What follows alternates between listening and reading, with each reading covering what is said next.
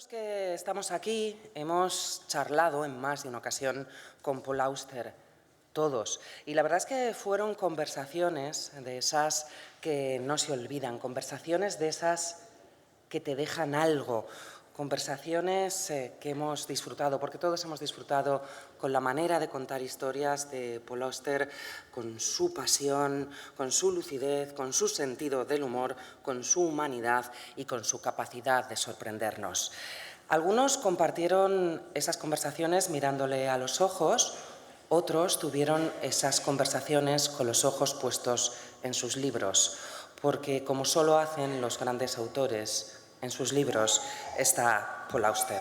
Será por eso que somos tantos los que sentimos ese vínculo inquebrantable y real con Paul Auster, por esas conversaciones mágicas. Y por eso nos hemos reunido hoy aquí, en el Círculo de Bellas Artes, convocados por el propio Círculo y por su editorial, Seix Barral, en un lugar que Paul Auster conocía también, y digo que conocía también porque muchos de los que estáis hoy aquí recordaréis aquel año 2003, una reunión de Paul Auster con nosotros, sus lectores, que fue verdaderamente multitudinaria. Aquí estamos, sus lectores, para decir que vamos a seguir teniendo con él esas conversaciones tan especiales.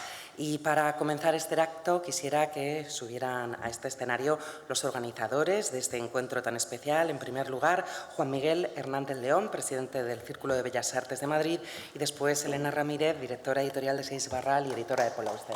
Juan Miguel, muchas gracias.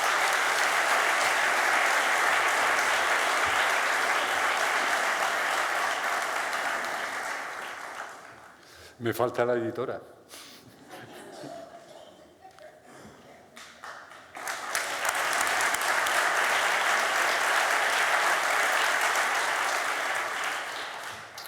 Pues buenas tardes, buenas tardes. ¿Dónde estás? Estimada directora editorial de Seix Barral, Elena Ramírez, y bienvenidos todos y todas, rectoras, rectores, amigos, amigas. Veo muchas caras conocidas, incluso a muchos de los que van a intervenir posteriormente en este acto. Como presidente del Círculo de Bellas Artes, tengo que reconocer que para mí es un honor darles la bienvenida a nuestra institución, en el marco precisamente de este homenaje a Paul Auster, que hemos organizado conjuntamente con la editorial Seix Barral. Miren, es emocionante ver esta sala de columnas completamente llena de lectores y admiradores de este genial escritor y de tantos amigos y socios del Círculo de Bellas Artes. Una institución cultural privada, como saben, que cumplimos dentro de nada 150 años de existencia y que siempre ha tenido como objetivo fundamental el apoyo a la cultura en todas sus expresiones, en todas sus disciplinas y, por supuesto, en el centro de ellas, como no, el cultivo a la literatura.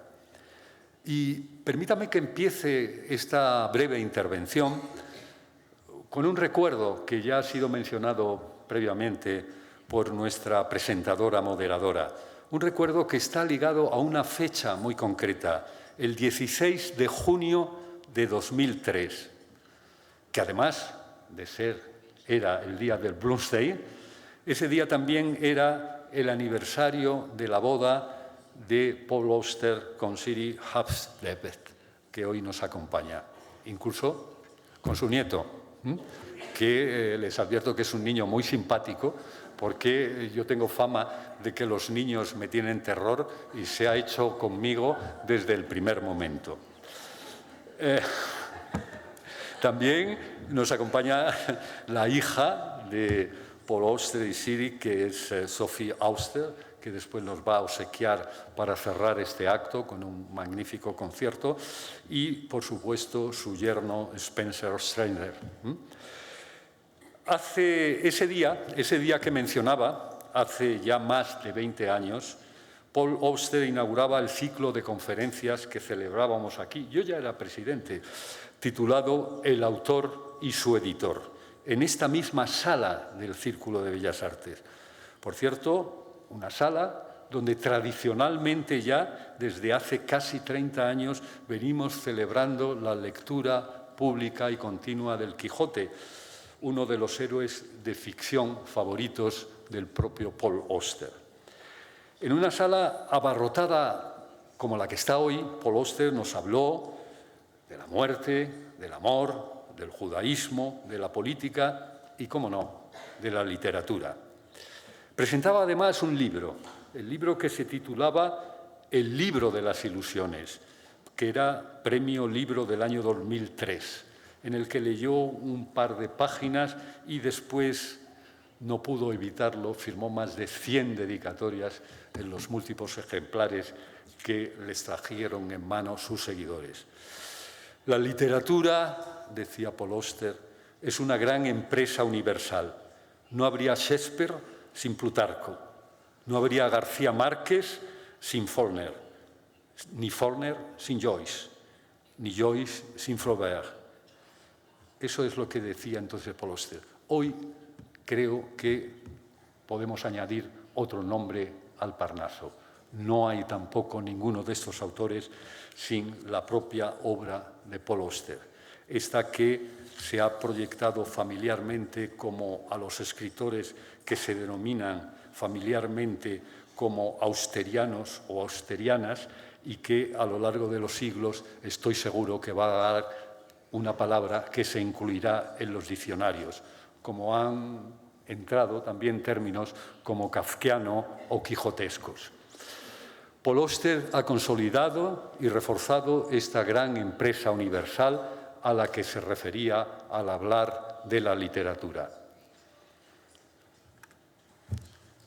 Aquella noche dijo también, aquella noche del 2003, la forma de abordar la pérdida de seres queridos determina quiénes somos. Y por eso estamos aquí, porque hoy su familia y sus amigos nos reunimos con nosotros para este homenaje en el que queremos apoyarles, arroparles, pero también dejar un mensaje muy claro que estoy seguro que todos ustedes comparten conmigo. El hecho de que Paul Auster estará siempre con nosotros, en esas novelas que leímos, que leen y que leerán multitud de personas. Y como todos los que estamos aquí, de alguna manera cambió nuestras vidas. Muchas gracias y bienvenidos.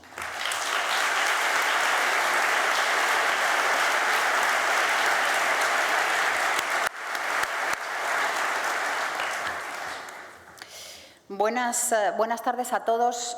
Muchas gracias por acompañarnos hoy. Es un día muy importante para los que hemos venido a participar en este homenaje. Quiero agradecer especialmente a Siri Husbeth, a Sophie Auster, a Spender Ostrander, a Inés Martín Rodrigo, Enrique Vilamatas, David Trueba, a Pedro Almodóvar, que de alguna manera estará aquí también, formar parte de este homenaje a Paul Auster. También quiero agradecer a Marta Fernández por su tiempo y por su cariño. Es nuestra presentadora, nuestra conductora y además ha hecho un trabajo, y lo hará a lo largo de la noche, excelente. Quiero agradecer también a Juan Miguel. Es un placer, la verdad, colaborar con el equipo de Círculo Bellas Artes para algo tan importante para la editorial y para todos ustedes. Si os preguntara por vuestro libro favorito de Paul Auster, descubriríamos una variedad de respuestas sorprendente. Algunos de vosotros mencionaríais La invención de la soledad o uno de los 3 libros más solicitados en las bibliotecas españolas, como la trilogía de Nueva York, El Palacio de la Luna o la música del azar. Otros diríais El libro de las ilusiones, que fue premio al mejor libro del año del Gremio de Libreros de Madrid, o La noche del oráculo, que fue premio de la revista Qué leer. Puedo imaginar a alguien optando por 4321, que quedó muy vivamente grabada en nuestra memoria. Y seguro que muchos diríais, por Dios, Baumgartner, su deslumbrante última novela. Al hacerlo, comprobaríamos que muy pocos autores han sido tan leídos y tan queridos en nuestro país como Paul Auster. Desde que decidió hacer pública su enfermedad, lectores de todo el mundo han contenido el aliento. Desde su fallecimiento, el pasado mes de abril, han proliferado homenajes en las librerías de toda España. En América Latina también. Las muestras de cariño en medios de comunicación y en redes sociales han tenido una emoción realmente sobrecogedora. La relación con Paul Auster y con España es larga y de un afecto mutuo. Paul vino por primera vez con apenas 20 años, haciendo autostop desde París, una vez lo contó en el Festival de Cine de San Sebastián, y vivió en París durante poco tiempo, con poquito dinero, pero con muchas lecturas a sus espaldas. Años antes tuvo acceso a la biblioteca de su tío y comenzó a devorar libros hasta el día que cayó en sus manos Crimen y Castigo. Aquí le cito a él: a partir de entonces mi vida cambió. La idea de que una novela pudiera ser aquello, algo tan extraordinario, me dejó estupefacto y la idea de ser escritor empezó a obsesionarme. Otra de sus lecturas fundacionales, como nos han indicado previamente, fue El Quijote, que leyó varias veces a lo largo de su vida, admirando, decía, cito, el entusiasmo de Cervantes al inventar algo nuevo, al explorar todas las posibilidades de la ficción con humor y la enorme compasión por sus personajes. Y yo creo que estas palabras son perfectamente aplicables a la obra del propio Paul Auster.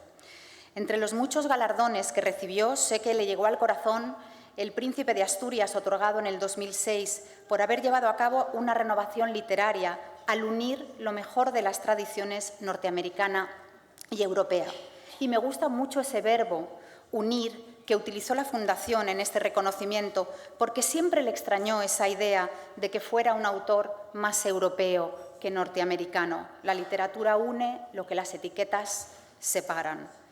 El Paul Auster, que conocemos como escritor de prosa, surge en 1981, es un año capital, es el año que finaliza La invención de la soledad, un libro fundamental.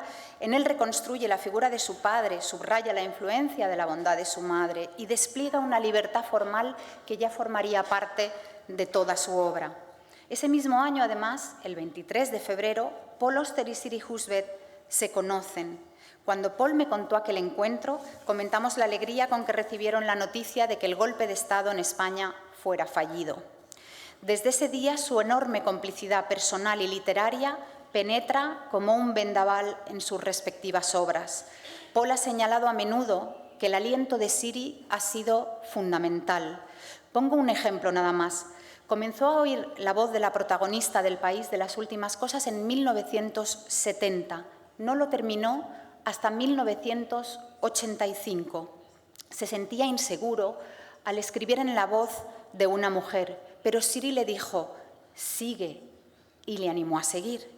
Terminó el libro para ella, y a ella debemos la creación de Anna Bloom, un personaje que lucha por mantener intacta su humanidad en un mundo completamente devastado y que simboliza, en mi opinión, una faceta muy importante de Paul, su firme compromiso humanista y la fortaleza de sus principios. Yo conocí a Paul Auster en el año 2002, cuando Siri fue invitada como escritora residente en el Hogar de las Letras de Barcelona. Llamé a la puerta de la habitación donde se alojaba Siri y, para mi sorpresa, abrió Paul, que había venido a visitarla. Había ido allí a expresarle yo a Siri mi admiración por sus novelas publicadas en Circe. Aquella habitación llevaba el nombre de Carlos Barral, el fundador de la editorial Seix Barral, que yo dirigiría 7 años más tarde. Aquel día Paul me abrió mucho más que una puerta. A medida que le fui conociendo, cariño y admiración fueron de la mano y empecé a leerle de otra manera, a darme cuenta de que sus novelas forman un fresco orgánico que refleja nítidamente el tiempo que le ha tocado vivir, que su obra está caracterizada por la exploración, la relación entre el mundo y la palabra, y surcada por un tema recurrente, la fragilidad de la vida. En 2012, Seix Barral se une a Júcar y Anagrama como editores de Paul Auster en español y a partir de ahí conocí a otro Paul. Durante los años que pude trabajar con él, entendí hasta qué punto su dedicación a una idea era total, mental y físicamente. Escribía desde la necesidad de hacerlo. Comprobé la minuciosidad con que escogía una palabra, con que esculpía una frase, con que pulía un párrafo, atento siempre a la musicalidad de la prosa, al proceso de corrección posterior, que él llamaba leer con los dedos, al transcribir el texto, convencido de que el acto de escribir comienza en el cuerpo, como dice en Diario de Invierno, y de que el ritmo del lenguaje va modulando nuestra experiencia de lectura. Cada vez que Paul Auster ha venido a España, y ha sido en numerosas ocasiones, ha sido recibido con verdadera devoción. Fui testigo de ello durante la gira de 4321 y viajando con él a la Feria del Libro de Guadalajara, en México, donde le fue concedida la medalla de Carlos Fuentes. De aquel entonces tengo grabada en mi memoria dos cosas: el cariño y la entrega de los lectores, y por otro lado, que estaba todo el rato buscando en mi móvil canciones de Sofía para mostrarme una y otra vez vídeos en los que Sofía estaba interpretando una canción. Tengo corazón de perro, decía, como Mr. Bones, el leal perro callejero que narra Tombuctú. La última vez que lo vi fue el 16 de junio de 2022, cuando vino a recoger el honoris causa concedido por la Universidad Autónoma de Madrid. Creo que fue un momento alegre para él, una tregua entre dos grandes golpes de la vida, una gran pérdida y la enfermedad. Desde algún lugar, en medio de aquel doloroso impacto, pudo todavía escribir una obra maestra, un canto a la vida, en mi opinión, muy singular, Baumgartner, la historia de un hombre que busca desesperadamente seguir viviendo tras el fallecimiento de la persona que más amó. Dice Paul Auster, que dice Seymour Baumgartner: la vida es peligrosa, en cualquier momento nos puede pasar cualquier cosa. Eso lo sabes tú, eso lo sé yo y lo sabe todo el mundo. Y quien no lo sepa, bueno, es que no ha estado atento. Quien no pone atención no lleva una vida plena. Muchas gracias a todos.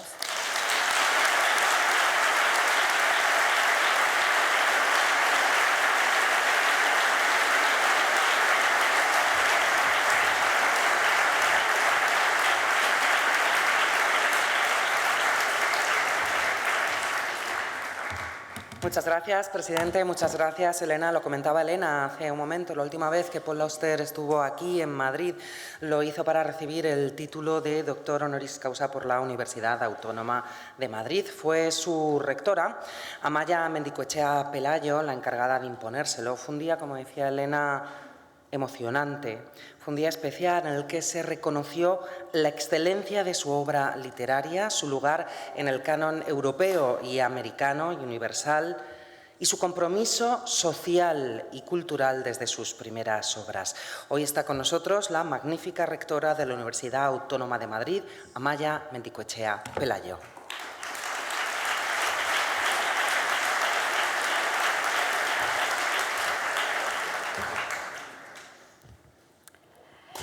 Querido presidente del Círculo de Bellas Artes, queridos amigos del mundo de la cultura y del mundo académico, miembros del Círculo de Bellas Artes, autoridades y familia y amigos de Paul Auster.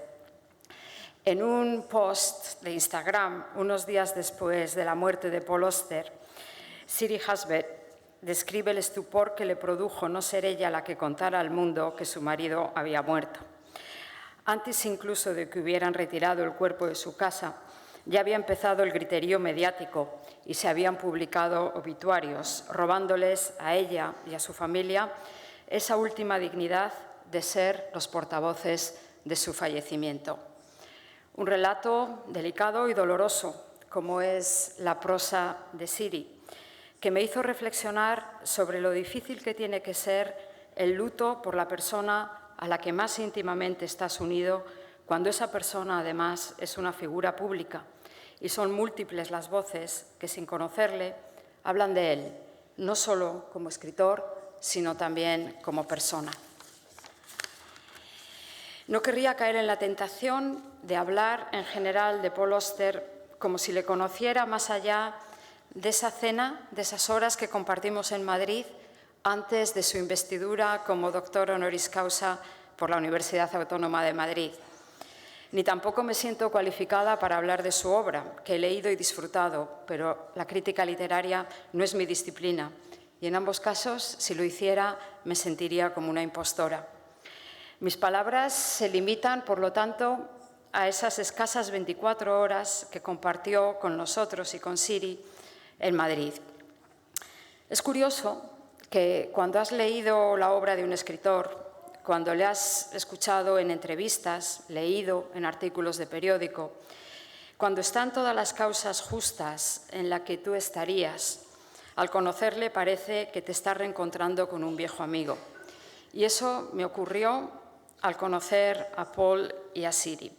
Sin duda, una sensación engañosa, pero es lo que yo sentí en esas horas que pasamos juntos. He leído que su investidura como doctor honoris causa por la UAM ese 16 de junio de 2022 fue su último acto público antes de enfermar. Y supongo que a eso le debo el privilegio de intervenir aquí ante su mujer y su hija y ante todos ustedes. En su discurso de investidura, Oster leyó un texto que había escrito en los primeros días de la pandemia y en un momento de máxima tensión en Europa debido a la invasión rusa en Ucrania. El escritor de Nueva York nos regaló un relato profundamente personal sobre su visita a Ivano-Frankivsk en septiembre de 2017, la ciudad de Ucrania donde nació su abuelo. En su ensayo titulado Los lobos de Stanislav, Oster, además de denunciar la devastación de Ucrania, planteaba una pregunta fundamental. ¿Es necesario que un hecho sea cierto para que lo aceptemos como verdadero? ¿Acaso es necesario que un hecho sea cierto para que se acepte como cierto o la fe en la veracidad de un hecho ya lo convierte en verdadero? Estas preguntas me han perseguido desde entonces, en una época en la que la mentira y la verdad conviven y se entremezclan como si fueran sinónimos, conceptos intercambiables. Poco después entraría en lo que Siri ha denominado Cancel Land, un territorio confuso y engañoso en el que el paciente y los que le rodean viajan en línea recta, se detienen, andan en círculos, esperando ver la señal que diga «está usted abandonando este territorio». Su aceptación, su humor intacto, hicieron de su paso por la enfermedad algo bello, dice Siri, al igual que su escritura dota de belleza paisajes urbanos devastados, personajes solitarios y alienados, perdidos y rotos, buscadores de sentido, fascinados por el azar, con identidades confusas, pasados convulsos y presentes inciertos. Las últimas líneas de Sunset Park me sirven para concluir esta breve intervención con un mensaje vitalista en medio de la desolación. El escenario, la devastadora crisis financiera de 2008. El personaje, Miles Heller, un joven introvertido que se dedica a limpiar los pisos de los desahuciados para venderlos de nuevo. A diferencia de sus compañeros que saquean lo que pueden, Miles fotografía los objetos abandonados para demostrar que las familias desaparecidas estuvieron allí alguna vez. Cito las últimas líneas de esta novela en la lengua en la que fueron escritas. As the car travels across Brooklyn Bridge and he looks at the immense buildings on the other side of the East River, he thinks about the missing buildings, the collapsed and burning buildings that no longer los edificios colapsados que ya no existen, y se pregunta si es válido pedir una futura donde no hay futuro.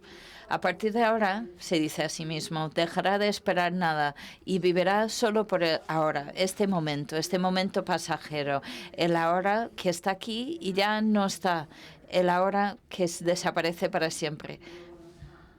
El ahora que se va para siempre, ahora y aquí, para siempre, Paul Oster.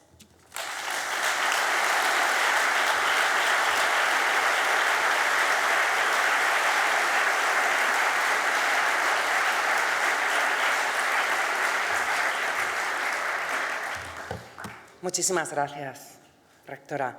Contaba Siri Husbeth que su esposo le preguntaba con frecuencia ¿qué habría sido de mí si no te hubiera conocido?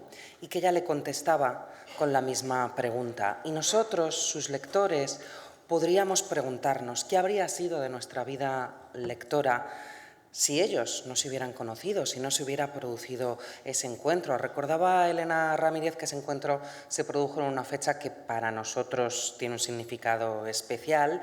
El 23 de febrero de 1981 fue una lectura poética en Nueva York y desde ese día no se volvieron a separar.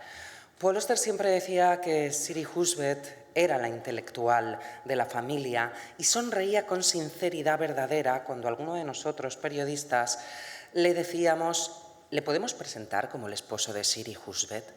Y estoy segura de que hoy sonreiría igualmente escuchando este aplauso cálido, esta ovación, para recibir en este escenario del Círculo de Bellas Artes a Siri Husbeth.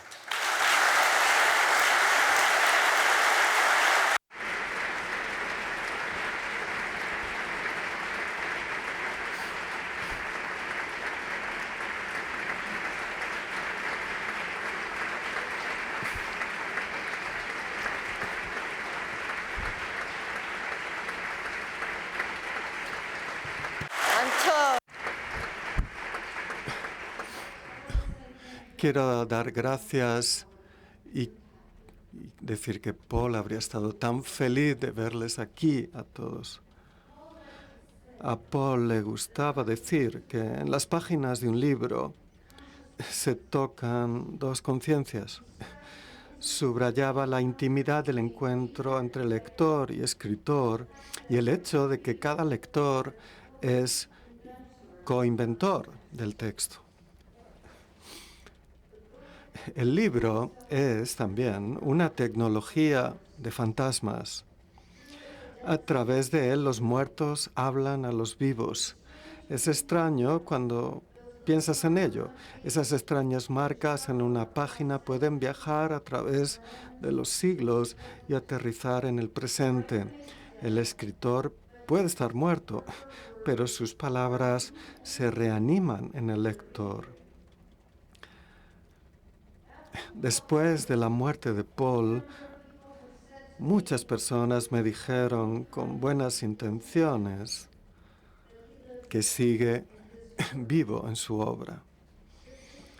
Es cierto y me consuela, sin duda, pero no altera ni un ápice el dolor. Para los que amábamos a Paul, sus libros no sustituyen al hombre que vive y respira. Hace muchos años le dije a Paul que no quería ser una viuda literaria. Para mí el término evocaba una figura femenina sombría, obsequiosa, ligeramente ridícula, consagrada al legado del gran hombre. En aquel momento la muerte de Paul era una abstracción, un vuelo imaginativo hacia un futuro posible.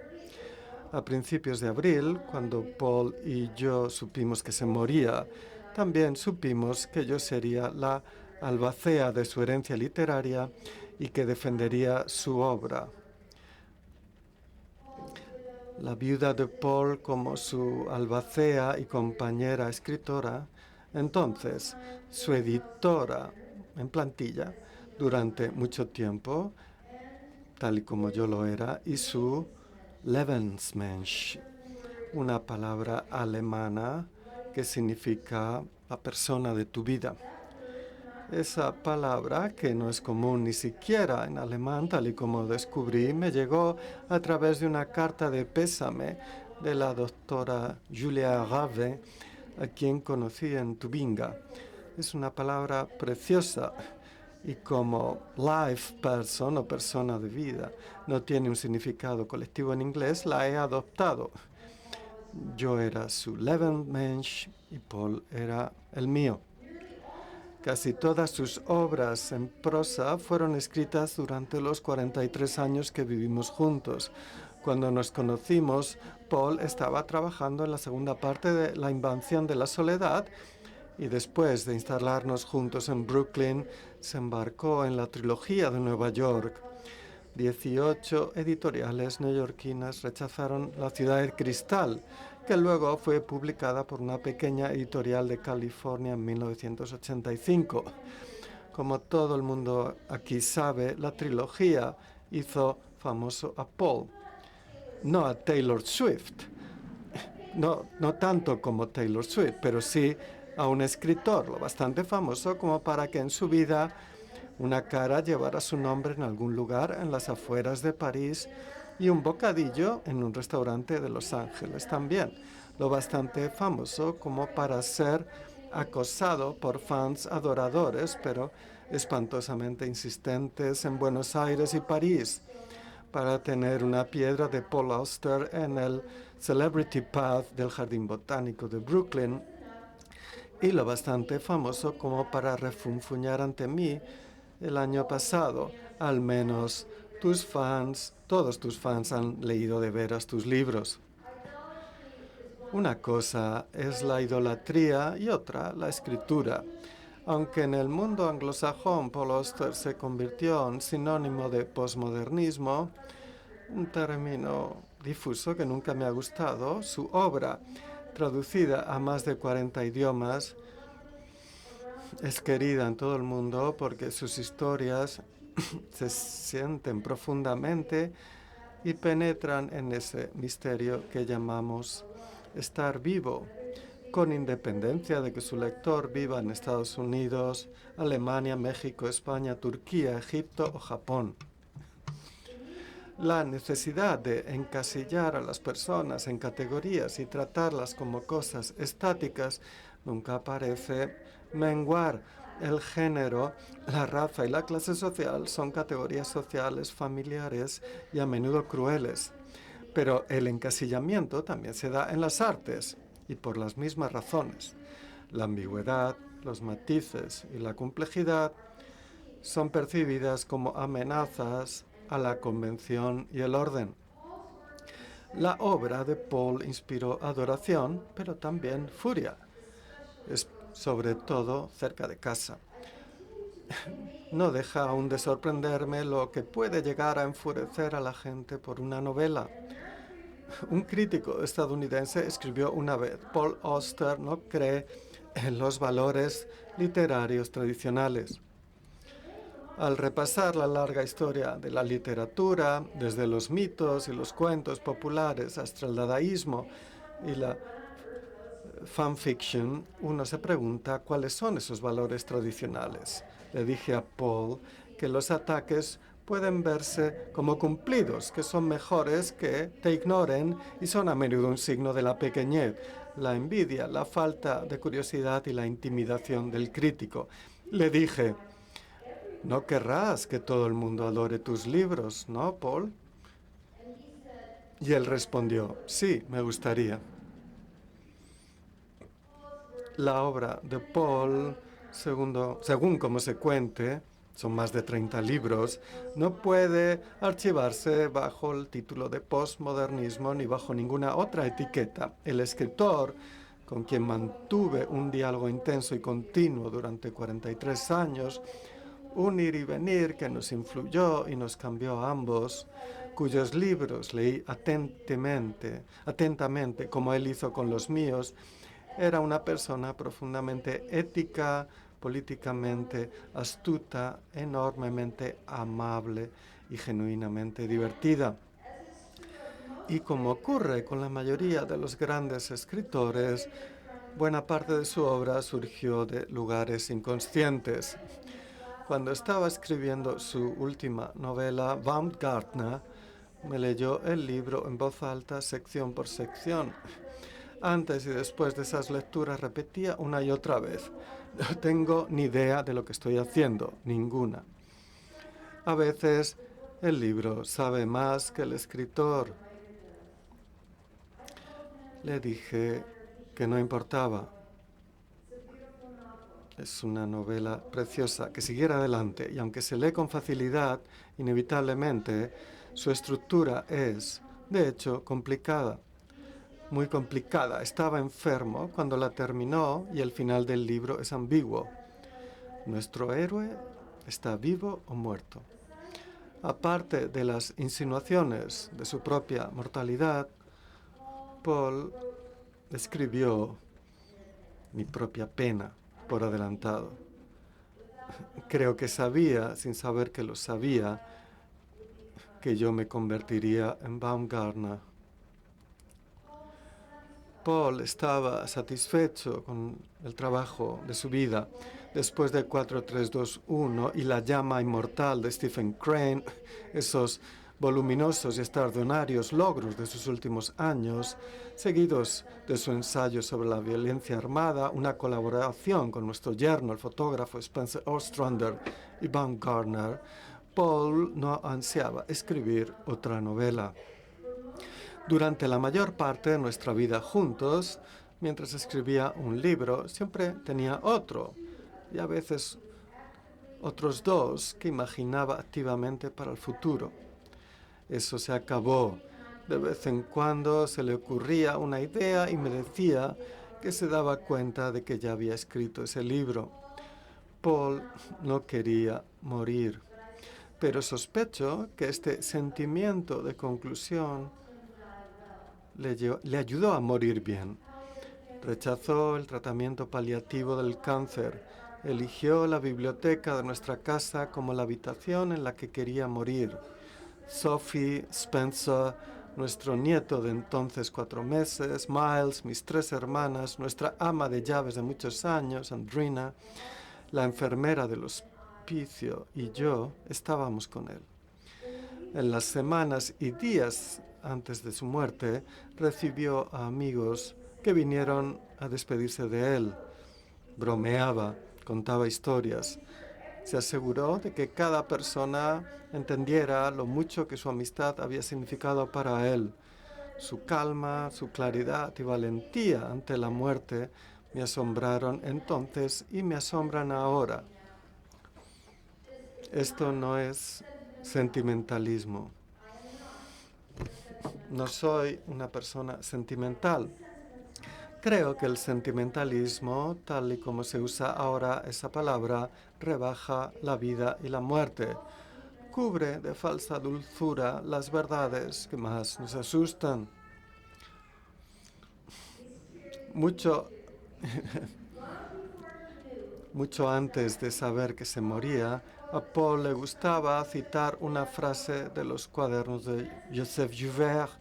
Tradujo a Joubert para un pequeño volumen de su obra en inglés. Una cita: uno debe morir amable si puede. Fin de la cita. Paul podía morir amable y lo hizo. Fue un último regalo para los que le sobrevivimos. En los últimos meses de su vida, empezó a escribir lo que esperaba que fuera un pequeño libro. Para esa personita de ahí, Cartas a Miles.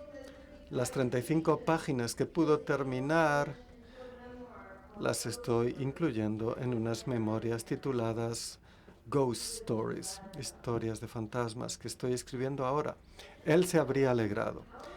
No puedo decirles cuántos periodistas me han preguntado a lo largo de los años cómo es estar casada con Paul Auster. No era una pregunta seria. Su función solía ser asegurarse de que la esposa escritora sabía cuál era su lugar.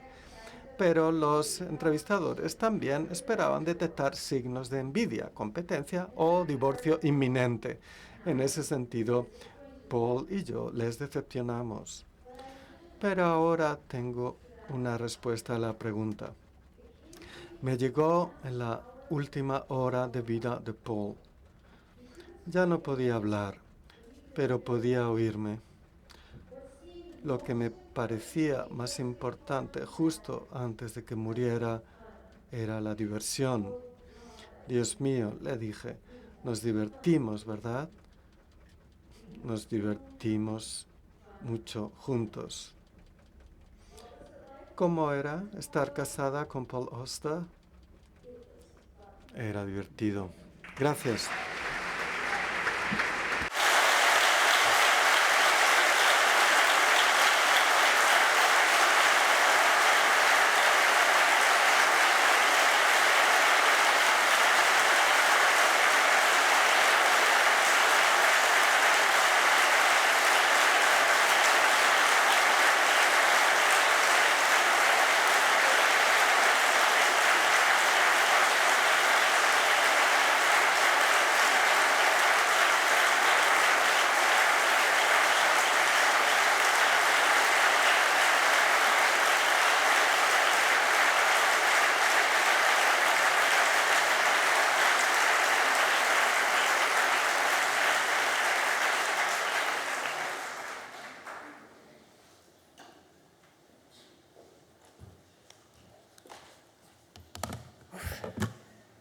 Muchas gracias, Siri Husbeth.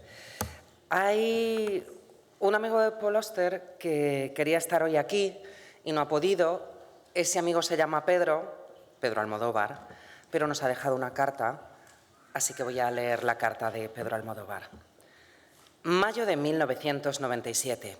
El Festival de Cine de Cannes celebra su 50 aniversario.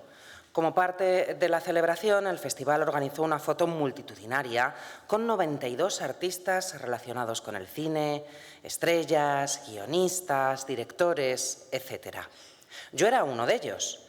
En la sala donde realizaría la foto Greg Gorman, descubrí que otro de los componentes de esa especie de Olimpo era Paul Auster. Yo acababa de leer la trilogía de Nueva York y estaba absolutamente deslumbrado por su autor. El azar, algo tan importante en la obra de Auster y en la mía propia, quiso que ocupáramos la primera de las 4 filas montadas en forma de grada para acoger a los 92 miembros. A Paul y a mí nos separaba Isabel Adjani, a mi derecha, y Michael Ondaatje, a su izquierda. No pude evitar levantarme para saludarle. Además de eso, le comenté algo que era tan banal como cierto. La última vez que Paul acudió a la Feria del Libro del Retiro en Madrid, las libreras de la librería Antonio Machado me comentaron que el escritor más atractivo de la feria había sido, sin duda, Paul Auster. Se lo comenté y no creo que el pobre entendiera nada, a pesar de su atención, pero mi inglés era imposible y yo estaba un poco nervioso. Un poco avergonzado, recuperé mi sitio y dejé que él continuara su conversación con Michael Ondaatje. Pero conservo la foto de esa orla del 50 aniversario de Cannes, donde Paul y yo somos como alumnos del mismo curso. Me gusta pensar que fuimos compañeros de colegio. 1 o 2 años después volví a coincidir con él en Cannes. Yo no podía ni imaginar que horas antes la crítica había maltratado su película Lulu on the Bridge y que él estaba naturalmente herido. Supongo que había bebido, eso ayudó mucho a que nos comunicáramos como viejos amigos. Hablamos mucho, no sé de qué ni en qué idioma. Pero el mal sabor de la crítica desapareció y creo que los dos hemos recordado esa noche como la del inicio de nuestra amistad. A veces las cosas son así de sencillas y de rápidas. Después nos vimos muchas veces, con Siri, con su hija Sophie en su casa de Brooklyn o en mis estrenos en el Lincoln Center. Siri se había convertido en mi neuróloga personal porque hemos padecido de migrañas y ella era una ilustrada experta en tan misteriosa dolencia. Ahora los dos y millones de lectores padecemos la ausencia de Paul. 43 años juntos, me dijo Siri hace pocos días en Nueva York, diluida en su dolor, pero fuerte después de compartir 2 años de agonía junto a Paul. 43 años son muchos años, o demasiado pocos, si se trata de la convivencia con la persona que amas. Desde Londres les envío todo mi amor, a Siri, a Sophie, a su bebé y a todos los que nos estremecimos con la obra de Paul Auster. Pedro Almodóvar.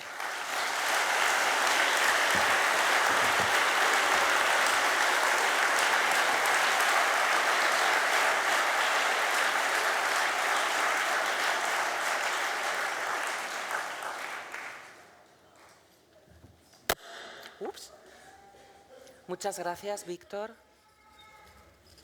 Se revela uno de los micrófonos, pero muchas gracias, Víctor, por ayudarnos a deshacernos del atril para comenzar a hablar en esta mesa redonda. Gracias, de verdad.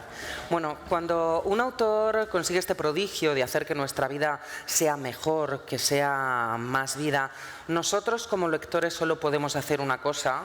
La primera, leerle.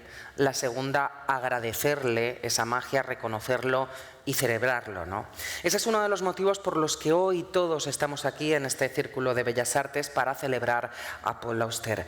Y por eso, en nombre de todos los que hemos querido vivir en sus novelas, hemos querido reunir a 4 lectores excepcionales, lectores y más, en algún caso amigos cercanos, así que voy a pedir que me acompañen en este escenario el escritor Enrique Vila-Matas, Elena Ramírez,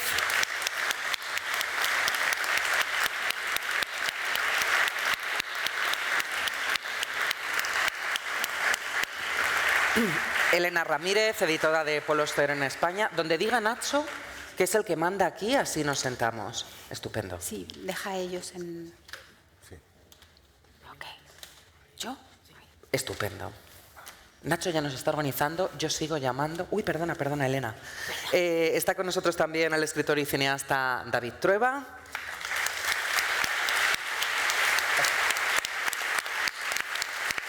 Y la escritora y periodista Inés Martín Rodrigo. Un aplauso también para Inés, que siempre subir la última al escenario se hace más complicado. Sí. Yo creo que el micrófono, aunque está un poco alto, Enrique, se escucha bien, pero ahora lo vamos a comprobar enseguida. Se te sube un poco, ¿no? Ahí está. Vale. Perfecto. Enrique, hubo una noche de una felicidad muy intensa, la noche en la que, a pesar del jet lag, te sentiste en el centro del mundo, porque estabas en Nueva York, particularmente estabas en Brooklyn, particularmente los Auster te invitaron a su casa. Tú has narrado esta historia regalándosela a uno de tus personajes en Dublinesca, pero cuéntanos ahora de viva voz, ¿cómo fue, por favor? Bueno, buenas a todos. Así especialmente, es que es una tontería, tengo que contarla, pero... No va a ser una tontería, No, vamos a ver, lo he escrito ya está. Ya está hecho. Nunca un autor que había conversado conmigo en público me había dicho, pasa después acá por casa a cenar. Y eso me impresionó mucho, tratándose de Paul y de Siri, ir a su casa a cenar. Por otra parte, tal como soy yo, estaba todo el rato pensando en lo extraordinario que era estar en el centro del mundo. Es decir, me explico, en el centro de Nueva York, que para mí era el centro del mundo, en el centro de la literatura de Nueva York, porque estaba en la casa, de alguna manera pensaba que estaba en la casa de Scott Fitzgerald Y de Zelda. Iba creándome un mundo de ficción. Por otra parte, no he hablado nunca inglés y dependía ya del traductor, que en este caso era el amigo Eduardo Lago, que me acompañó en esta cena. Y mientras soñaba es que había tenido un sueño muy fuerte 10 años antes, que consistía en que yo era feliz en Nueva York. Y era feliz con una intensidad imposible de trasladar a vosotros. Un verdadero sueño de verdad, o sea, una intensidad total. Y nunca me habían invitado a Nueva York y me invitó un centro hispánico a Nueva York. Y en cuanto llegué a Nueva York, estaba ya en el hotel, miré, vi los rascacielos y no me pasaba nada. Bueno, el sueño consistía en que yo estaba jugando en el patio de casa de mis padres, donde jugaba eternamente solo al fútbol, y eran dos equipos al mismo tiempo, trataba de ganar al equipo contrario, y cuando había contraataque lo hacía yo también. Y el sueño consistía en que yo estaba en el patio jugando a fútbol, pero me rodeaban rascacielos de Nueva York, no las casas de pisos de Barcelona. Por lo tanto pensé, bueno, tengo que ir a Nueva York y saber... total, que una vez allí no pasó nada, volví otra vez tampoco, pero en la casa de Siri, de Paul, francamente, estaba viviendo la felicidad misma. O sea, en un momento, claro, no lo podía decir, porque habría quedado muy extraño, pero la felicidad total, pero al mismo tiempo se ve que no se puede ser feliz del todo porque no podía evitar tanta felicidad y bostezaba. Yo no sé si Paul y Siri entendieron esto que escribí, porque una ocasión que lo leí frente a Paul, en Nueva York también, me miró con cara como de extrañeza. ¿Por qué bostezaba? Por el jet lag. Pero claro, la felicidad tiene estas cosas, no puede ser completa. Y entonces, cuando logré dominar los bostezos, pues entonces me vino una preocupación gravísima. Eran ya las 2 de la madrugada y me decía, estoy en Brooklyn, tengo que volver a Nueva York, ¿y cómo lo haré? Entonces ya estaba perdido, como en la trilogía de Nueva York, sin rumbo. Y cuando expuse este problema, recuerdo que Paul me dijo la cosa más simple del mundo: no te preocupes, vamos a pedir un taxi. Vamos a pedir un taxi. Y ahí se resolvió tanta preocupación. Y volviste bien hasta Manhattan. Sí, bueno, claro, como si hubiera... Feliz, realizado, bostezando, pero aquello fue en 2007. Elena, nos contabas que aquel primer encuentro tuyo en Barcelona fue en el año 2002. Nos has hablado de ese pequeño apartamento, pero por favor, es que quiero que recuerdes ese momento que es un poco como de novela, cuando Paul Auster abre la puerta y Elena Ramírez dice: he venido a hablar con Siri Husbeth. Hola. Sí, bueno, en realidad yo iba a vivir mi momento fan y con idea de poder entregar, recuerdo, mi tarjeta de visita a Siri para expresarle mi admiración por sus libros y decirle cuánto me gustaría publicarla.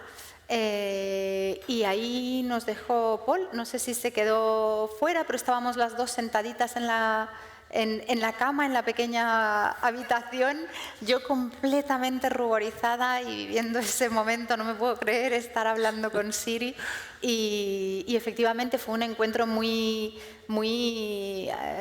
afortunado porque acercándome a ella, de alguna manera la vida nos acercó a los tres. Inés, tu relación con Siri Husbeth es también cercana, has estado recientemente con ella en Asturias y tu primer pensamiento aquel 30 de abril, y además así lo escribiste, fue precisamente para ella. Sí, yo la verdad es que cuando me enteré del fallecimiento de Paul Auster pensé en Siri Husbeth, porque la persona que más padece, que más sufre la ausencia del fallecido es quien comparte su vida con él, y lógicamente mucho más después de una vida como la que Paul Auster y Siri Husbeth compartieron, 43 años de vida y de literatura. Es como si hubieran vivido el doble prácticamente, ¿no? Porque la literatura nos hace volver a vivir de nuevo, ¿no? Entonces, aquel día pensé mucho en Siri. También pensé que su aparente fragilidad es también fuente de su fortaleza. Y bueno, luego al cabo de los días, Siri escribió este post en Instagram hablando precisamente de la intimidad que te hurta el hecho de ser conocido, ¿no? Y esa intimidad que por otra parte siempre se lleva el duelo, es inevitable, pero cuando una persona es conocida, qué palabra tan horrible, ¿no? Más todavía, ¿no? Entonces, bueno, pues yo al cabo de las horas le mandé un mensaje de pésame, de condolencia a Siri, no con la intención de que me respondiera, por supuesto, sino simplemente para trasladarle mi amor y mi cariño y mi apoyo, ¿no? Entonces, aquel mensaje se quedó allí hasta hace una semana aproximadamente, el miércoles pasado, que Siri me respondió. Me daba las gracias por haberle enviado ese mensaje en aquel momento y me decía que tenía muchas ganas de que volviéramos a reencontrarnos, ¿no? Pues así de extraordinaria es Siri y así de extraordinario era Paul Auster, ¿no? Hay una cosa que ha dicho Siri en su intervención que a todos nos ha emocionado, hasta las lágrimas prácticamente, y que yo creo que es muy cierta, ¿no? Que todos tratamos de consolarnos pensando que Paul Auster sigue vivo en sus libros.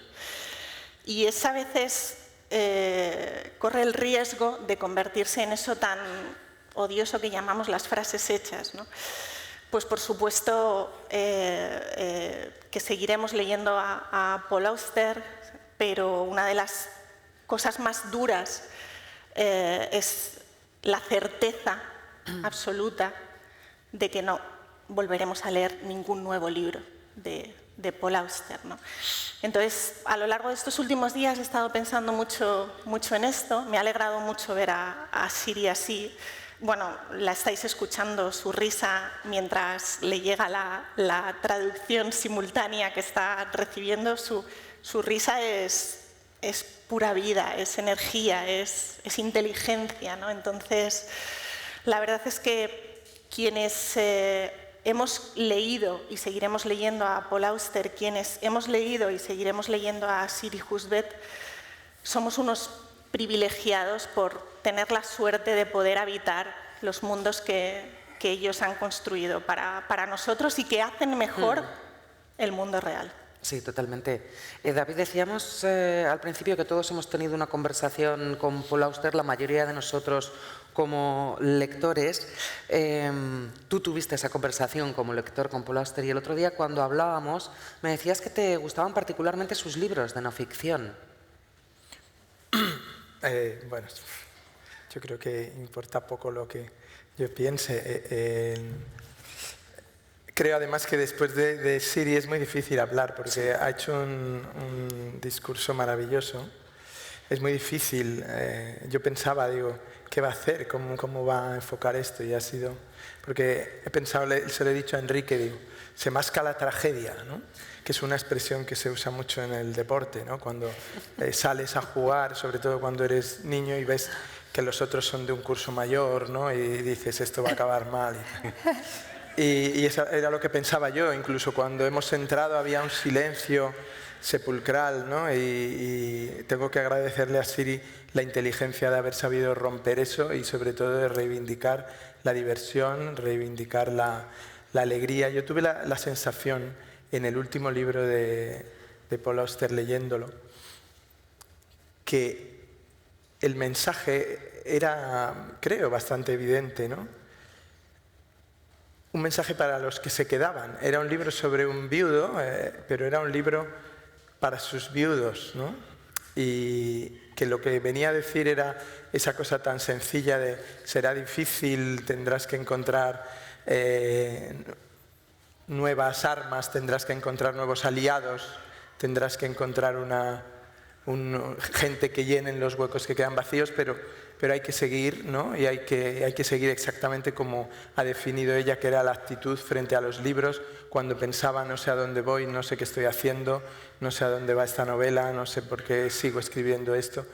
Keep on, ¿no? Keep on working, keep on writing, y esa yo creo que es la actitud maravillosa y es muy bonito reconocerlo y bueno, creo que ha sido precioso, ¿no? La manera de enfocarlo. Ahora decía Inés esto de la supervivencia en los libros, ¿no? Y me recordaba, claro, a otro neoyorquino, ¿no? Cercano a ellos, que decía aquello tan bonito de yo no quiero vivir en la posteridad, preferiría seguir viviendo en mi apartamento de Nueva York, ¿no? Sí. Y creo que es la frase más pertinente en esta situación, ¿no? Claro. Creo que todos preferiríamos, cuando nos levantamos por la mañana, pensar que Paul Auster sigue escribiendo en su apartamento de Brooklyn y que nos espera un nuevo libro. Pero sí, me gusta muchísimo su no ficción. Creo que ha sido una persona que ha sabido escribir de literatura, que no es fácil, que ha sabido ser escritor y escribir de literatura. Creo que era alguien que tenía una cierta herida con la crítica.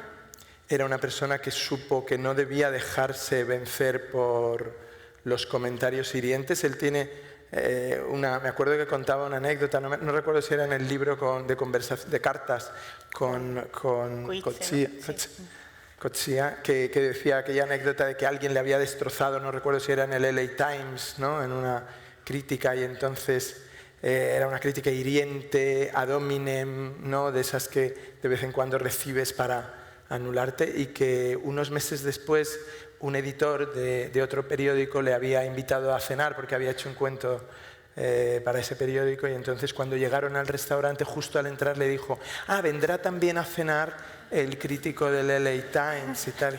Y entonces que se había pasado como media cena pensando qué era lo que debía hacer, ¿no? Si echárselo en cara, si afeárselo, y que finalmente había decidido como ignorarlo y tratarle cordialmente. Y le contaba en esa carta a su colega escritor, le decía: creo que no acerté, porque 15 o 20 años después, ¿no? Era así, me hizo una crítica horrible poniéndome a parir, y me di cuenta que había perdido una oportunidad de haber hecho algo, ¿no? Entonces me hizo pensar en aquel día famoso de Bergman en el teatro, en el Dramaten en Estocolmo, cuando en uno de los ensayos vio al fondo de la sala, en la oscuridad, a un crítico de Suecia, aunque parezca imposible creerlo, un crítico que siempre le ponía mal, ¿no? en Estocolmo. Y entonces Bergman, mientras acababa de ensayar allí con sus compañeros, dijo: ¿qué puedo hacer para conseguir que este hombre no ya que no me vuelva a poner mal, sino que no vuelva a escribir de mí. Y lo único que se le ocurrió a Bergman, que era, como sabéis, un gran intelectual, fue cruzar el teatro y pegarle una bofetada, un puñetazo. Y entonces a partir de ahí el crítico ya no podía escribir de Bergman porque había una querella personal y por lo tanto en el periódico no le permitían escribir. Así que Mucho más supongo que Paul hubiera preferido hacer aquello. Era un truco fantástico. Elena, tú has hablado en tus palabras de la especial implicación de Paul en sus obras, que no es común, además, en un autor con unas obras cuando están editadas en un idioma que no es el suyo. Pero es que le ponía atención a todo, a la traducción, eso es también respeto por nosotros, por sus lectores. Sí, y además recuerdo, por ejemplo, que era muy cuidadoso avisando de cuando iban a llegar correcciones posteriores. Seguía mucho el proceso de trabajo o cómo sonaba en un momento dado una palabra o la traducción de un título en castellano. Se implicaba mucho también en las portadas y eso normalmente con los autores de nuestro propio idioma, los autores con los que trabajamos día a día y con los que tenemos cerca, es más habitual, pero en traducción no tanto. Recuerdo que cuando publicamos 4321 habíamos tenido una conversación sobre una palabra en concreto que entró en unas correcciones posteriores, un término, cómo se traducía en el castellano y tal. Y cuando vino a España, el editor que trabaja conmigo en Seix Barral, Jesús Rocamora, se quedó muy impresionado porque estábamos en la cena después de haber firmado libros, cogió el tocho, el libro en español y encontró perfectamente no solamente la página, la línea, la palabra y la marcó para que la pudiéramos cambiar en la siguiente edición. O sea, tenía perfectamente memorizado el texto y el cuidado por una sola palabra en un libro gigante, ¿no? Era muy minucioso. Sí. Y por el matiz, por cierto, Elena Ramírez no es solo una grandísima editora, es una grandísima traductora simultánea. Y puede dar fe de ello Enrique Vilamatas, que se valió de los servicios de Elena como traductora simultánea con Paul Auster. Cuéntanos, por favor. Bueno, porque me han preguntado siempre por cómo hacía para hablar con Paul, ¿no? Es muy importante saber en qué idioma, ¿no? Y en francés, Paul renunció al francés porque no nos salía natural y hacer una exhibición de mal francés. Y quedó un poco... primero, en las conversaciones estaba Eduardo Lago en Nueva York, que era el que traducía, y yo siempre pensaba que hablaba con Paul directamente, y me pasó mucho en Barcelona, en una cena en la que estábamos frente a frente, y aquí estaba Elena, que iba traduciendo para hacer posible la cena entre los tres. Traducía tan bien, tan rápido, de tal forma tan eficaz y tan extraordinaria, que hubo un momento en que Paul empezó a hablar sin parar, a contarme argumentos de películas en blanco y negro de los años 30. Y yo iba escuchando los argumentos, iba diciendo, esto está inventado. Esto está inventado y me está colando 5 películas. Y de repente, claro, estaba tan absorbido que era como si hablara con él. No es que hubieras desaparecido, sino que estabas creando una cosa natural. Y le dije, bueno, todo esto está inventado, le dije. Y Paul dijo, ¿cómo? Se enfadó mucho porque no había nada inventado de esas películas. Por lo tanto, hubo un momento que yo sentí que hablaba todos los idiomas con él. Quiero decir que para que alguien él dijo además que si algún día hubiéramos llegado a hablar en un solo idioma, pongamos el inglés, que habrían habido conflictos posiblemente, ¿no? Que no era tan ideal todo como parecía. Y por otra parte, tengo que decir que cuando pienso en los amigos y amigas que considero amigos y amigas, a todos ellos los admiro. Es decir, es imposible que yo tenga un amigo a quien no admire. Es un requisito imprescindible. Todos son admirados. No hay un denominador común entre ellos. Cada uno es como es. Ahora bien, sí hay una cosa en la que coinciden todos, que estando juntos, estando con ellos o ellas, siempre es divertido y siempre nos reímos. Y ha terminado su discurso Siri con el verbo divertirse, que es lo que me ha recordado esta cosa esencial, importantísima. Enrique, tú compartiste muchas conversaciones públicas, además de las privadas, con Paul Auster, algunas en el Instituto Cervantes, en Nueva York, y en algunas llegaron a hacer hasta bromas porque ibais vestidos juntos, y lo cierto es que había que en alguna llegaron a hacer hasta bromas porque ibais vestidos como parecido. Y había una familiaridad desde el principio entre vosotros, ¿no? Algo que notaste la primera vez que le conociste. Se ha dicho que él era amable y la amabilidad era tan clara y tan evidente que, claro, yo le consideré un amigo desde el principio. No estuve como con el crítico famoso, que ya sé quién es, que estaba ahí, sino que estuve siempre en confianza, viéndolo como amigo. Había leído algún libro, los míos, y los había comentado, y había leído mucho a Paul y me encontré siempre en confianza. La palabra también es la amabilidad, la generosidad, la forma de la conducta misma. Hay toda una historia que no existió, que es de París, año 74, que él estaba visitando aquel apartamento de su amigo donde solo cabía el amigo, porque era sofocante si entraba otra persona, dice Paul en este libro maravilloso también de La invención de la soledad. Pues también él opinó que de habernos conocido estábamos tan en un viaje juvenil, un viaje interior, que seguramente ni nos habríamos visto. O sea, llegó el momento oportuno, en el momento que tenía que llegar. A las 2 de la madrugada, cuando dijo que ya me buscaba un taxi. Que es una cosa que tenemos aquí en Nueva York que funciona bastante bien. Inés asentía cuando... Bueno, asentíais todos, pero Inés asentía cuando hablaba Enrique de la generosidad y la amabilidad de Paul Auster. Yo creo que todos los que coincidimos con él como periodistas nos dábamos cuenta enseguida de esa generosidad absoluta. Fue así en la gira que mencionaba antes Elena, de 4-3-2-1. ¿Qué aprendiste de él? Y además eres escritora en esas entrevistas. Claro, tú dices, lo ha dicho Enrique, amabilidad, generosidad, y yo destacaría un término que utilizamos poco, pero que a mí me gusta reivindicar bastante, que es humanidad. Yo recuerdo que a Paul Auster lo entrevisté solo una vez y fue extraordinario.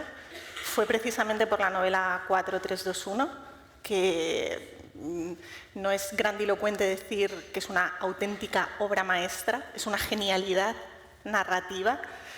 Recuerdo que apareció publicada la novela en el año 2017 en España. Yo, durante los meses en los que la novela llegó a las librerías, o mejor dicho, los meses previos, estaba de baja porque me habían sometido a una operación tampoco muy grave y demás, y entonces a lo largo de ese mes y medio aproximadamente, estuve leyendo 4-3-2-1 y me dio la vida directamente, ¿no? O sea, era vivir gracias a las páginas de la historia extraordinaria que cuenta en 4-3-2-1, que son 4 vidas en la misma vida, ¿no? Y esa importancia, ya se ha dicho, ¿no? del azar y de la enorme importancia de las casualidades que terminan siendo causalidades, ¿no? Bueno, yo terminé 4-3-2-1, que por cierto dedica a Siri Husbeth, y aún no me tocaba, no es que me tocara, aún no había terminado mi baja. Yo debería seguir de baja, pero de repente me enteré que venía Paul Auster a Madrid a dar entrevistas por 4-3-2-1 y pedí la baja voluntaria. El alta. Pedí el alta voluntaria para poder incorporarme. Ahora quieren hacer una ley que permita eso, ¿sabes? Sí, porque puedes estar de baja y entrevistar. Creo que está muy bien que cuente. en este caso estaba justificado. En este caso estaba justificado. Tampoco estaba yo muy grave. Creo además que mi médico de cabecera debe andar por ahí en la sala, con lo cual me gusta no es broma, mucho. No es broma, está por ahí. Está el médico. Está por ahí. Y entonces pedí el alta para poder entrevistar a Paul Auster. Me fui a entrevistarlo y fue una experiencia extraordinaria, ¿no? Y recuerdo que al final de la conversación, al final de la entrevista, yo le pregunté por Siri, porque yo era una lectora fanática de Paul Auster, pero también de Siri. Me pasaba como a Elena, ¿no? Yo no me presenté en la habitación de aquel hotel en Barcelona, pero yo adoraba los libros de Siri, ¿no? Su obra también, y le pregunté por Siri. Y entonces él me dijo, algo que ha ido repitiendo y que se ha convertido casi en una frase asociada a Paul Auster, que es que Siri es la intelectual de la familia, es ella, no soy yo, es ella, ¿no? Entonces, generosidad, humanidad, por supuesto, y eso lo volvió a demostrar años después, 2 años después, esto era septiembre del año 2017, 2 años después Siri Hustvedt ganó el premio Princesa de Asturias de las Letras que Paul había ganado en el año 2006, como ha recordado Elena durante su intervención. A Oviedo acudieron con Siri Hustvedt, pues, por supuesto, Paul Auster, Sophie Auster, y Paul hizo una advertencia al equipo de prensa de la Fundación Princesa de Asturias. Dijo: no quiero entrevistas, no quiero que los focos me señalen a mí, yo no soy el protagonista, la protagonista es ella, es Siri Hustvedt, ella es la premiada, yo estoy aquí como un acompañante y quiero ese segundo plano, ¿no? Que sepa alguien, un compañero de vida y de literatura, ocupar ese lugar es de una generosidad extraordinaria y es de una humanidad, en fin, que solo aumenta la admiración que se puede sentir hacia él. Elena, el otro día te preguntaba una palabra para definir a Paul Auster. Me decías una palabra en inglés que no tiene una traducción con todo el espectro que tiene en inglés. Yo creo que lo ha dicho Enrique, también lo ha mencionado Inés. Para mí, yo lo asocio mucho con kindness, con esa palabra que en inglés, que en español se nos queda en una traducción como de amabilidad, pero que en inglés abarca muchas más cosas, ¿no? Amabilidad, cortesía, rectitud. Yo creo que sí que era, en el sentido de la palabra más amplio, una persona super kind. Cuando estuvo aquí en esa gira de 4321, recuerdo que en la presentación de la novela él dijo que quizá no era un novelista, que él lo que era un contador de historias. Y creo que todos nos hemos sentido siempre identificados con cómo nos contaba las historias, ¿no, David? Claro, un contador de historias en literatura, y lo fue también en el cine. Tú también eres un contador de historias en tus libros y también lo eres detrás de la cámara. Y eso se ve en todos sus textos, ¿no? Sí, claro. Yo creo que él tiene esa cosa que sería como imprescindible, ¿no? en un escritor o en un cineasta también, que es la necesidad de encontrar como la posibilidad de ponerte en el lugar de los otros, en el lugar de... siempre se ha hablado mucho del azar en los libros de Paul Auster, pero quizá hay una cosa más interesante aún que el azar, que es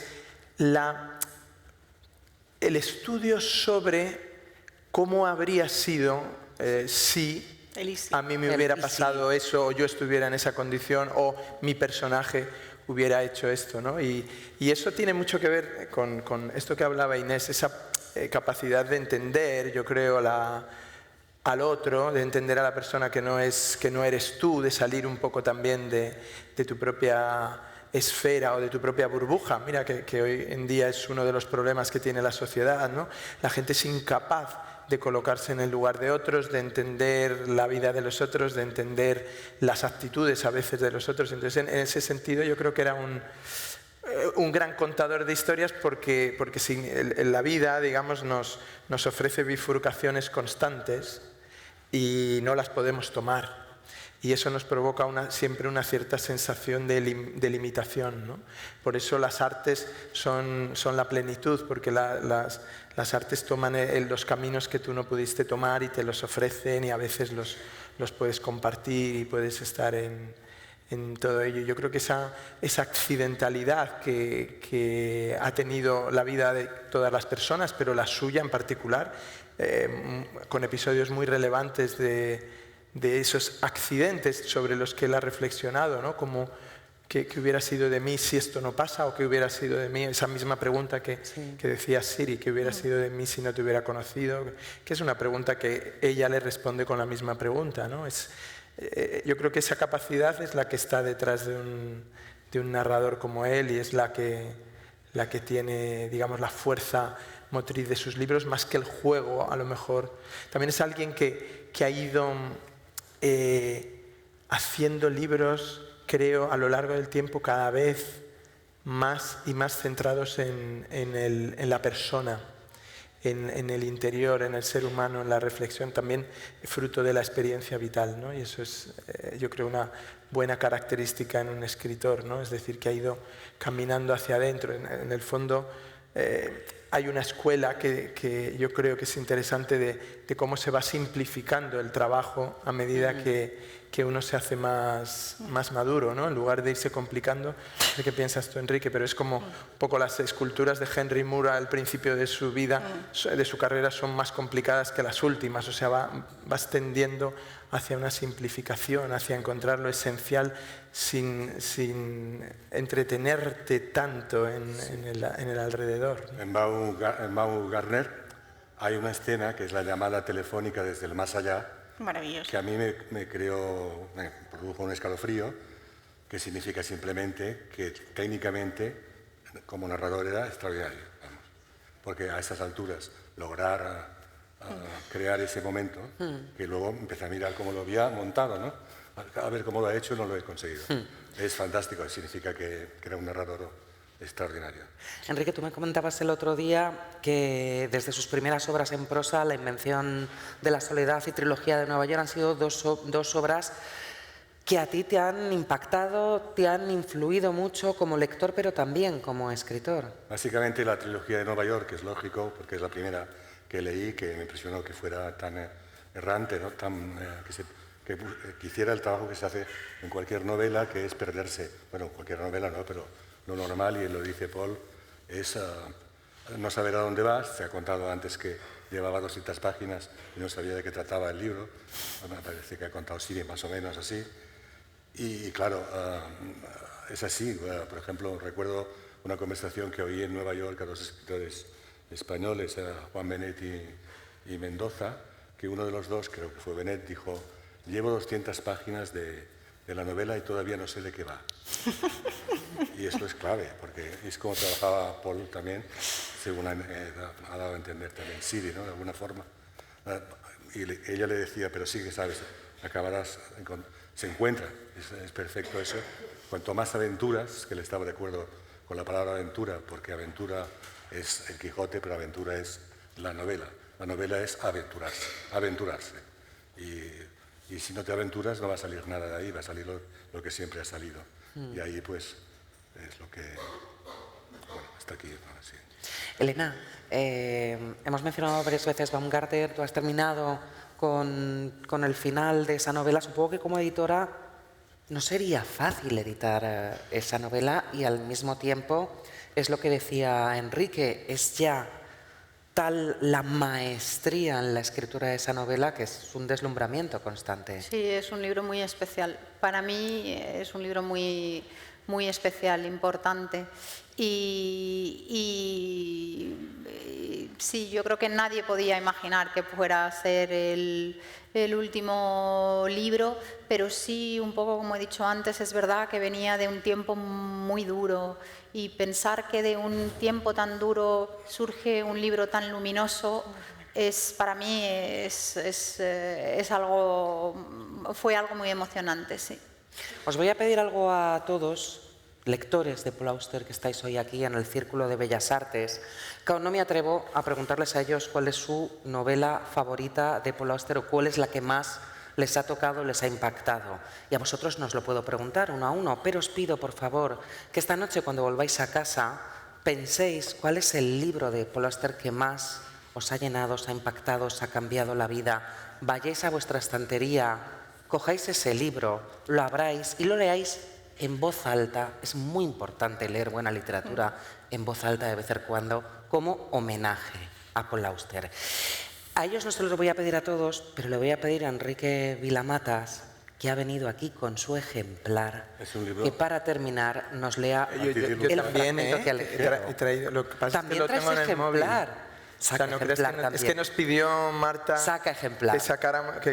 que leyéramos un fragmento, ¿no? Nos Pues lo venga, pediste. venga, los dos que y lean. claro, parece que yo no lo he traído, pero tampoco. Ay, digo, pero ¿dónde? Digo, pero... Lo que pasa es que, claro, es que para yo no- decía, pero para ¿dónde no lleva cargar David con- el libro? Y es que tú vienes tecnológico yo con el iPhone. no, para no cargar con el libro he hecho una foto de la página, me ha parecido como más... Lo que es un más práctico. cineasta. Más Mira práctico. cómo es el libro. Lo Eso que que es yo un soy cineasta. considerado un tío analógico completamente, ¿no? Si me conocieran. Pues leed, por No, favor. no, lee tú primero, ¿no? Es que, bueno, ¿O qué? de acuerdo. ¿No quieres que lea yo primero? Sí, además ¿Sí? te voy a nombrar inmediatamente. Espérate un momento. Sí, Lo David, no, voy a leerlo porque me parece pertinente. igualmente te con lo- nombraré porque entras dentro de lo pensado. Entro dentro. Lo voy a leer porque no es un texto suyo. Ajá. Es una respuesta a una pregunta que le hace un periodista que se llama Joseph Malia y que se publicó en castellano, lo publicó Anagrama perdón, Elena, en un libro que se llamaba Experimentos con la verdad. Y tiene que ver, claro, con también su fascinación con Samuel Beckett y la importancia que tuvo en el este. Y entonces la pregunta es así, le dice, en su libro de ensayos, El arte del hambre, cita la frase de Samuel Beckett, habrá una forma nueva. ¿Cree que su obra es un ejemplo de esa forma? Y él responde, da la impresión de que mi obra es un poco extraña y mis libros no se parecen a otros libros, pero no puedo asegurar que sean nuevos en algún sentido. No me lo he propuesto, así que supongo que la respuesta es sí y no. Volvemos a la ambigüedad. Yo no me planteo otra cosa que escribir mis libros. Ellos se imponen a mí. Yo no tengo elección. Creo que lo único que tiene verdadera importancia es decir lo que debe decirse. Si realmente debe decirse, creará su propia forma. Yo creo que es una declaración muy sencilla, pero que habla muy bien de la artesanía de la escritura, ¿no? Sobre todo de la artesanía interior. Es decir, la duda es si no es el modo en el que estás articulando la historia, sino lo que quieres contar te va a encontrar, ¿no? Búscalo y persíguelo. Esa búsqueda de caminos constante. Parece que de nos Colostre. hayamos puesto Enrique. de acuerdo. Parece que nos hayamos puesto de acuerdo previamente. Porque, se llama Experimentos sobre la verdad. Lo que voy a leer, que es brevísimo. Ajá. Bueno, vamos a ver. Qué bueno. Antes has hablado... Tú y yo siempre estamos de acuerdo en todo, Enrique. Sí, Sí, pero esta cosa encaja como... Sí. Van a pensar que... Que nos hemos llamado. Es en La invención de la soledad, él habla de la habitación, del cuarto de escritorio, el escritorio, la habitación cerrada de Emily Dickinson. Y él ahí dice que la tradición autóctona resumida en Emily, autóctona norteamericana, es un perseverante estudio de la vida interior.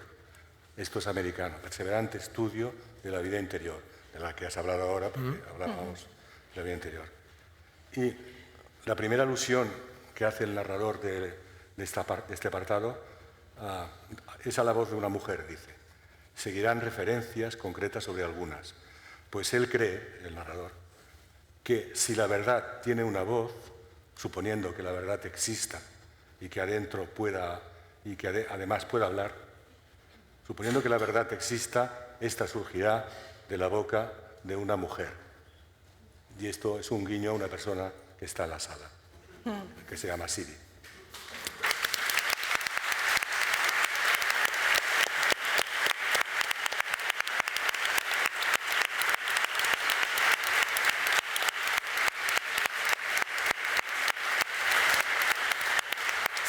¿Sabes?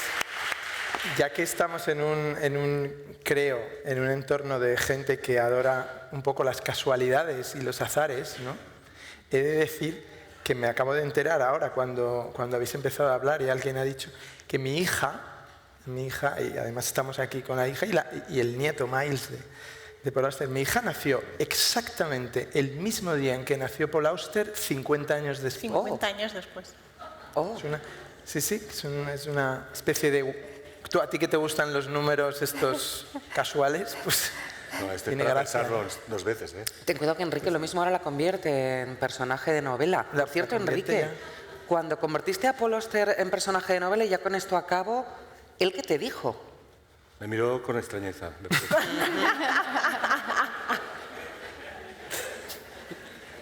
Pero también hizo un librito que se titulaba No soy Auster. Sí. Sí, sí. ¿Lo tienes aquí? Está ahí. Está ahí, Enséñanoslo, sí. que lo tienes Ah, sí, aquí. está ahí. Ha aparecido en el desierto de Sonora, en una universidad mexicana, que yo creo que está en el desierto, una universidad en el desierto. Y han publicado, ella era Hemingway, No soy Auster. Y un día, estando en Barcelona, había quedado con Paul, pero Paul estaba hablando con Ana Jornet, que le estaba leyendo No soy Auster, traduciendo. Y cuando llegué, me miró con extrañeza también. Sí. Bueno, pues ahora que ya he dejado cubierta esta curiosidad que tenía, Y- Elena, Enrique, David, Inés... Una última cosa, Marta, Venga. solo, porque ahora que hemos escuchado a David leer a Paul Auster, a Enrique leer a Paul Auster, y que todos los que estamos aquí esta noche somos lectores de Paul Auster, sí que me gustaría destacar lo gozoso que es leer Sí. a Paul Auster, que eso tiene que ver con lo que ha dicho David de el maravilloso contador de historias que era.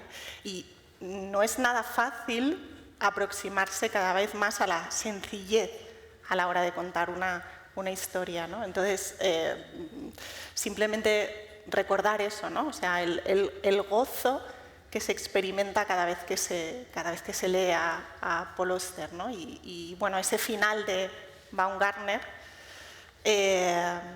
ambiguo y abierto a la muerte, abierto a la vida, bueno, pues que cada uno le demos el mejor final posible. Pues muchas gracias, de verdad, a los 4. Un aplauso. Gracias. Gracias.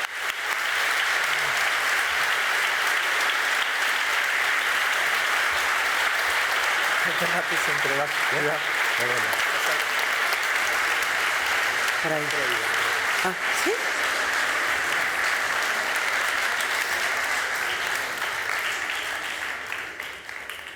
Estas escaleras son un poco tramposas. Hablábamos de cómo era Paul Auster como persona, de su humanidad, de su bondad, de esa conciencia, de ese valor moral, de esa preocupación sincera por el otro, ¿no?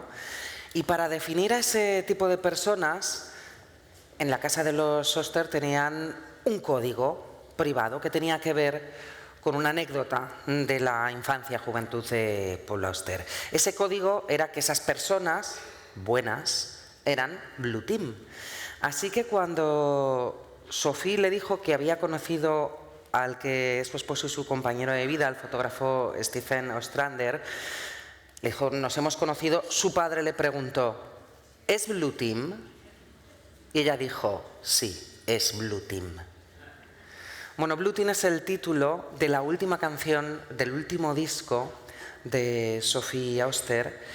La escribió para su padre ya no pudo escucharla.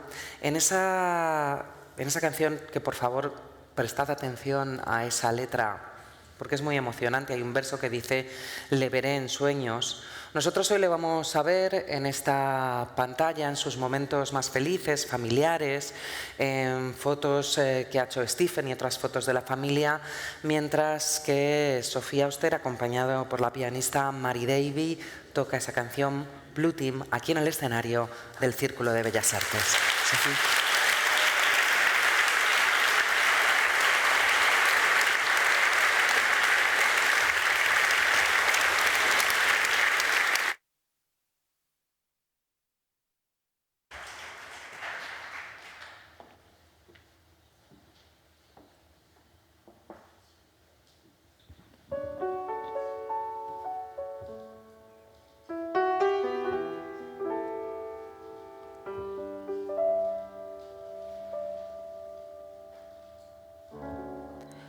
I live my life for you, asking every day, what would you do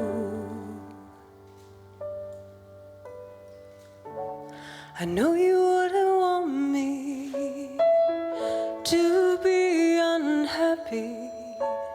I'll try and muster through.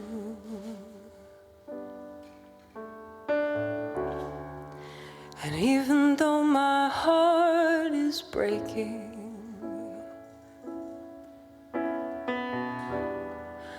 I know this aching's 'cause I adore you.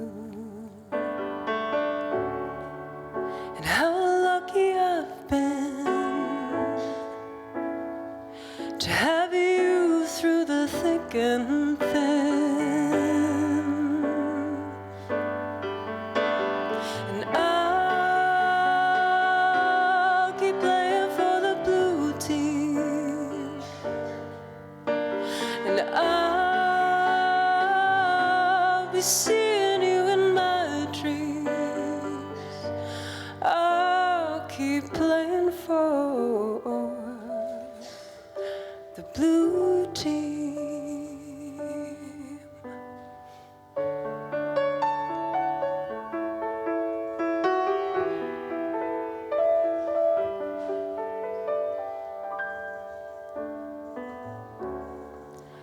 I make it go away.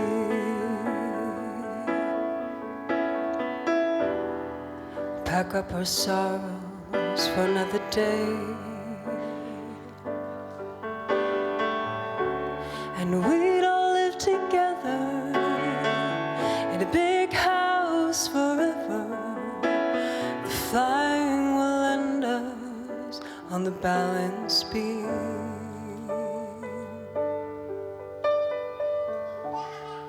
And I'll think of you and Mom dancing in the living room to a Tom Waits song. Although the tears are always near, you and I are clear. And I'll keep playing for the blue team. And I'll be seeing you in my dreams. I'll keep playing for the blue team.